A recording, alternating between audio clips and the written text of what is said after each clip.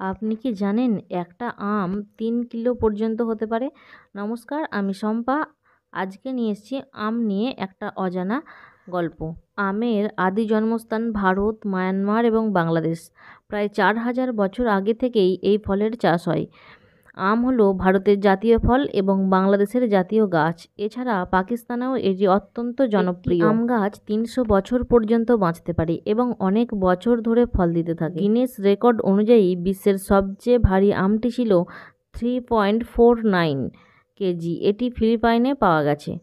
আমে vitamin A, C, ই ও কে এবং antioxidant থাকে, যা চোখ, ত্বক ও ইমিউনো সিস্টেমের জন্য উপকারী। আমের 1,000-এর বেশি প্রজাতি সারা বিশ্বে। 1,000-এরও বেশি প্রজাতির আম রয়েছে। শুধু ভারতেই প্রায় 300 ধরনের আম পাওয়া যায়। ল্যাংড়া, হিমসাগর, আলফানসো, আম্রপালি, ফজলি, দশেহরি ইত্যাদি। আমে অ্যামাইলেজ নামক এনজাইম থাকে যা হজমে সাহায্য করে। কাঁচা আম দিয়ে তৈরি হয় সুস্বাদু চাটনি, আচার, আমসত্ত্ব ও জুস। এগুলো বছরের পর বছর সংরক্ষণ করা যায়। হিন্দু ধর্মে আম পাতাকে পবিত্র মনে করা হয় এবং পুজোর সময় ব্যবহৃত হয়। বৌদ্ধ ধর্মমতে বুদ্ধ নিজ হাতে একটি আম গাছ রোপণ করেছিলেন।